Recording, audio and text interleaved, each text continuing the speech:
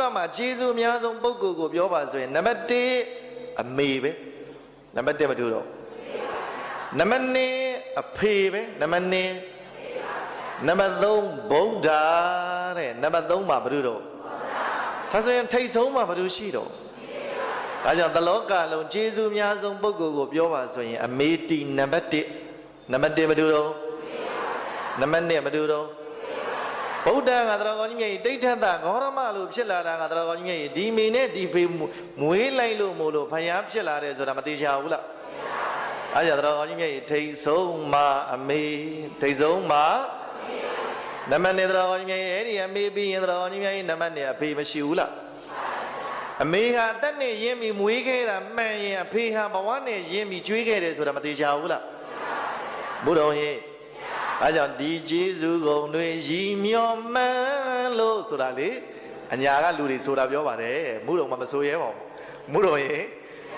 အဲ့ဒီကျေးဇူးကုန်တွေကိုရည်မျောမှန်းပြီးဘုရားကမြမကြီးတွေနဲ့သူတယ်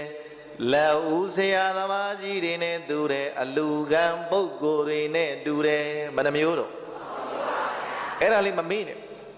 လူငယ်လူရွယ်တွေအထူးအဖြစ်ဒုညီမတွေဒါလေးကောင်းကောင်းမှတ်ဒါလေးကောင်းကောင်းမှတ်ဘာဖြစ်လို့မှတ်ခိုင်းတာလဲလို့မေးလို့ရှင်သတော်ကောင်းကြီးမြတ်ကြီးအမေတွေဖေတွေကသတော်ကောင်းကြီးမြတ်ကြီးကိုယ့်ကိုအသက်နဲ့ရင်းပြီးအမေကမွေးခဲ့တယ်ဆိုတာမသိကြဘူးလားအမေကအသက်နဲ့ရင်းပြီးမွေးခဲ့ပြီးရင်အဖေဟာဘဝနဲ့ရင်းပြီးကျွေးခဲ့တယ်ဆိုတာရောမှန်မနေဘူးလားဒါကြောင့်ဘုရားပြောခဲ့တဲ့စကားလုံးထိတ်ဆုံးမှာအမေနဲ့အဖေမရှိဘူးလားဒါကြောင့်ယနေ့ပူဇော်နေကြတဲ့ကျေးဇူးသိကျေးဇူးဆက်တဲ့အလုပ်ကတခြားသူတွေအလုပ်လားသတော်ကောင်းတွေအလုပ်လားအေးဒါကြောင့်မိဘတွေရဲ့ကျေးဇူးဂုံတင်နဲ့3မျိုးပြီးတဲ့အခါမှာဘုရားကမိဘနဲ့သားသမီးတော်ကောင်းကြီးမြတ်ကြီးတွေ့ဆုံကြောင်း4မျိုးထပ်ပြောတယ်မိဘနဲ့သားသမီးတွေ့ဆုံကြောင်းဘယ်နှမျိုးတော့အမေလို့ခေါ်ခွင့်ရသားလို့ခေါ်ခွင့်ရအဖေလို့ခေါ်ခွင့်ရတာသမီးလို့သားလို့ခေါ်ခွင့်ရတာတွေ့ဆုံကြောင်းကဘယ်နှမျိုးတော့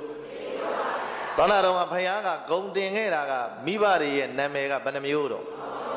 ဒါလည်းမမေ့နဲ့တော်ကောင်းကြီးမိဘရဲ့နာမည်ဘယ်နှမျိုးတော့